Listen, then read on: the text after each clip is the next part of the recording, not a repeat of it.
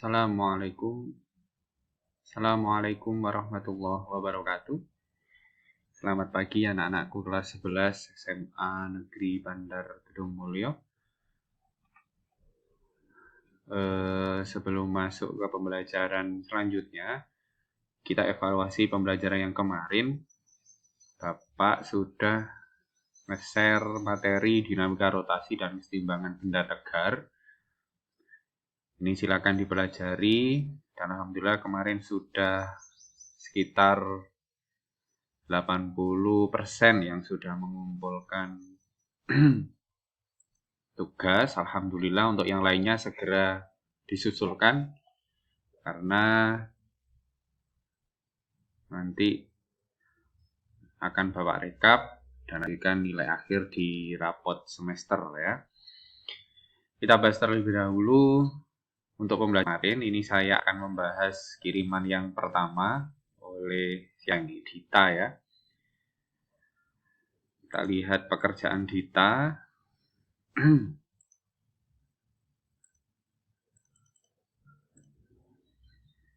Perhatian untuk yang lainnya, untuk pengumpulan tugas selanjutnya tolong di kertas kalian dikasih nama, nomor absen, dan kelas ya, biar lebih gampang untuk identifikasi. Kita lihat soalnya, sebuah gerindra dengan radius gerinda itu kalau bahasa Jawanya grendo ya, jadi yang berputar. Jadi pembahasan semester ini adalah tentang benda yang berputar. Sebuah gerinda dengan radius 15 cm diputar dari keadaan diam dengan percepatan sudut 2 radian per sekon kuadrat. Jika gerinda berputar selama 10 sekon, tentukan kecepatan sudutnya, kecepatan linier titik di tepi gerinda, dan berapa jumlah putaran yang ditempuh oleh gerinda tersebut. Diketahui R-nya 15 cm dirubah ke meter 0,15, omega 0-nya 0, A-nya 2 radian per sekon, alfa itu percepatan sudut, 2 radian per sekon kuadrat, T-nya 10 sekon. Yang ditanyakan adalah omega T, Vt, dan theta T ya, bacanya ini theta. Untuk jawabannya di sini menggunakan rumus GLB, omega T sama dengan omega 0 plus alfa T. Omega 0-nya 0 karena mula-mula diam, alfanya 2, T-nya 10, jawabannya 20 radian per sekon. Betul ya? Kemudian Vt itu dicari dari omega T. Pakai hubungan gerak melingkar dengan gerak lurus, yaitu dikalikan dengan jari-jari. Jadi omega T kali R. Omega T-nya 20, R-nya 0,15, jawabannya 3 meter per sekon. Yang terakhir theta T, ini sama pakai rumus GLBB pada gerak melingkar, berarti gerak melingkar berubah beraturan. Jadi omega 0 plus setengah AT kuadrat, omega 0-nya 0, sehingga 0 ini ya.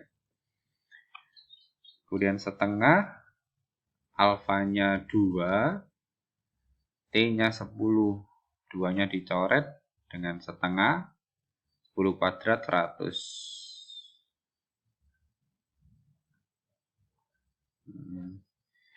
Kemudian dirubah ya, radian keputaran. Perlu kalian ingat bahwa 1 radian itu adalah 1/2 pi putaran. Jadi kesetaraannya seperti ini ya. 1 putaran itu adalah 360 derajat. Nah, 360 derajat itu kalau dijadikan pi, karena pi-nya 180, maka jadi 2 pi. Jadi 1 putaran sama dengan 2 pi. Kalau dibalik, 1 radian berapa putaran? Berarti 1/2 pi. Jadi betul sekali ya, 50 per pi putaran. Untuk yang lainnya yang belum bisa, silakan sharing ke temannya, atau tidak bisa sama sekali bisa WA saya. Oke, kita bahas materi selanjutnya. Ini tetap di modul yang Bapak share di pertemuan sebelumnya ya. Coba saya buka. Kemarin Pak Irfan suruh baca sampai halaman 86. Kita lanjutkan. halaman 86 tetap, yaitu di poin 3.1.3, yaitu kita membahas tentang torsi dan momen inersia. Di bahasan dinamika rotasi dan keseimbangan benda tegak ada yang dinamakan torsi dan momen inersia. Apa sih torsi, apa sih momen inersia, kita bahas setelah ini ya. Oke. Torsi itu punya simbol tau ya. Sepertinya di atas sudah dibahas apa belum? Belum ya. Jadi torsi itu adalah tau, di mana rumusnya adalah R dikali F di sini. Jadi torsi adalah hasil kali antara sebuah gaya dengan lengannya. Jadi gaya dengan lengan. Buat apa sih Pak kita belajar torsi? Jadi di sini contoh sederhana penerapan dalam kehidupan sehari-hari yang menerapkan tentang torsi itu adalah ketika kalian membuka pintu. Jadi gagang pintu itu adalah penerapan dari torsi ya. Jadi gaya kalian yang diberikan ke ke gagang pintu atau ke gagang itu ya, yang bisa naik turun itu ada gaya-gaya kalian, dan panjang gagang pintu itu adalah R-nya. Jadi di situ bekerja sebuah torsi. Jadi torsi di sini adalah R kali F. Nah, ketika F-nya membentuk sudut, artinya dia miring, maka pakai sin theta. Ya. Jadi kesimpulannya torsi adalah perkalian antara lengan gaya dengan gaya atau lengan gaya dengan F sin theta ketika sudutnya miring. Untuk kelas IPS ini kita bahas di materi luar saja ya, jangan begitu dalam, nanti kesusahan. Kita belajar di rumus pokok-pokoknya saja.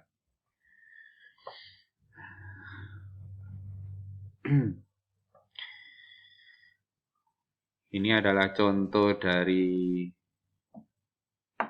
torsi atau momen gaya torsi ya. Ada sebuah batang, ini titik porosnya.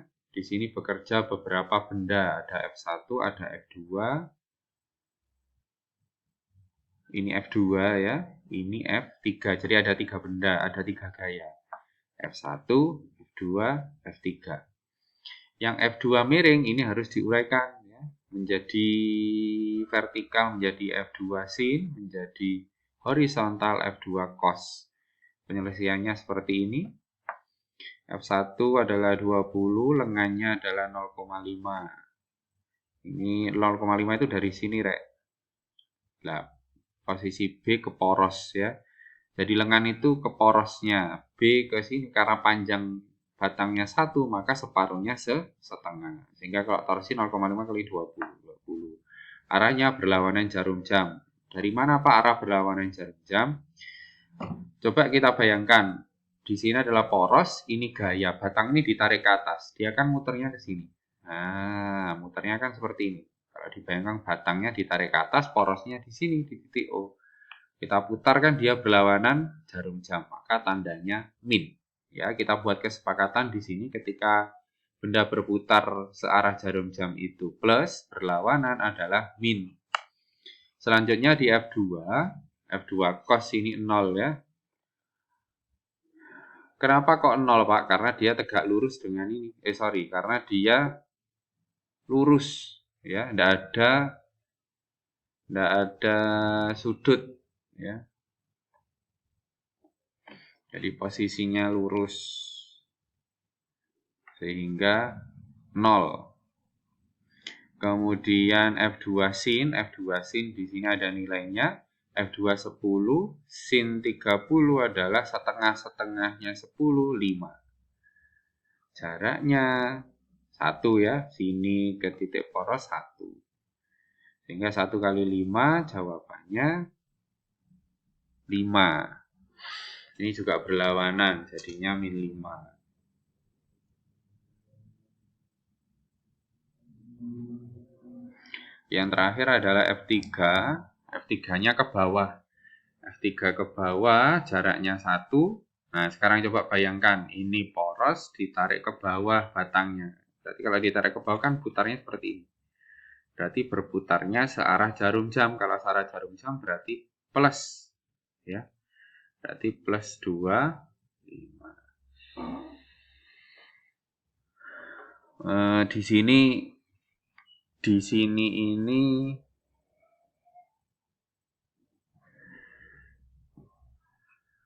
agak berbeda ini ya di sini ya. Ini kok ini berlawanan dia dikasih positif.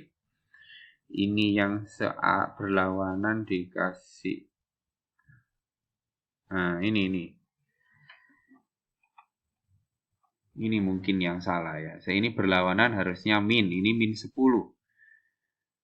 Ya, ini juga berlawanan berarti min 5. Yang ini searah berarti plus 25. Nah, ini ada kesalahan di sini ya. Berarti nanti di sini adalah min 10, min 5, plus 25. Nah, kita lihat jawabannya betul atau salah. 10 min 10, min 5 berarti min 15. Min 15 plus 25, jawabannya plus 10. Nah, harusnya plus 10. Plus 10 itu searah jarum jam. Nah, ini salah ini. Nanti dibetulkan ya. Jadi kalau berlawanan itu negatif, yang searah positif ini jawabannya plus 10. Oke. Sekarang lanjut ke momen inersia. Nah, sekarang di sini kembali ke atas lagi. Tadi bab torsi, sekarang momen inersia. Momen inersia itu adalah simbolnya I, rumusnya adalah mr kuadrat. Ya. Jadi perkalian antara massa dengan kuadrat jaraknya. Ketika ada beberapa benda atau beberapa gaya yang bekerja pada suatu benda, maka inersinya kita total. Contohnya seperti di contoh 3.3. Jadi di sini ada 3 benda membentuk segitiga. Berapa total momen inersianya? Maka langsung saja kita tambahkan masing-masing benda. Jadi mr kuadrat, mara kuadrat, maksudnya benda A ya. Kemudian mb, rb kuadrat. Kemudian yang C, mc plus rc kuadrat. Ini sehingga dimasukkan jawabannya 2,7 kg meter kuadrat. Lupa kenapa kok MA dan MB tidak dihitung, di MC saja, karena di sini A dan B terletak di sumbu. Kalau terletak di sumbu ada jaraknya enggak? Enggak ada, berarti enggak ada jaraknya, berarti R-nya 0. Kalau R-nya 0, maka hasilnya juga 0, maka hasilnya hanya di MC-nya saja. Ya, seperti itu, gampang sekali. Ini nanti bisa dibaca sendiri. Ini salah satu penerapan ya. Penerapan dari momen inersia dan torsi adalah katrol. Katrol itu kalau zaman dulu masih ngambil air itu pakai timba yang ada putarannya ya. Jadi pakai katrol, itu penerapan katrol. Ini adalah penerapan katrol, beberapa nanti biasa di soal diketahui dan bisa dijawab dengan rumus-rumus seperti ini ya. Ini nanti tugas yang kedua, silakan dikerjakan. Ya, jadi seorang siswa mengamati sebuah pekerja yang sedang mengangkat benda balok 40 ke atas lantai 2 setinggi 3 meter dari lantai dasar menggunakan crane atau katrol. Nah, ini pakai ini nanti rumus-rumusnya ya. Jika radius katrol 25 cm dan benda sampai lantai 2 dalam 3 sekon, maka hitung percepatan sudut katrol dan tegangan tali. Percepatan benda gerak ke atas 1 meter per sekon kuadrat, ini kurang kuadratnya. Ya, ditambah. Jadi nanti yang ditanya adalah percepatan sudut dan tegangan tali. Jadi ada 2. Ya, nanti kalau tidak bisa WA Pak Irfan. Oke. Mungkin itu saja yang bisa saya sampaikan hari ini. Nanti ketika ada masalah atau pertanyaan bisa WA saya.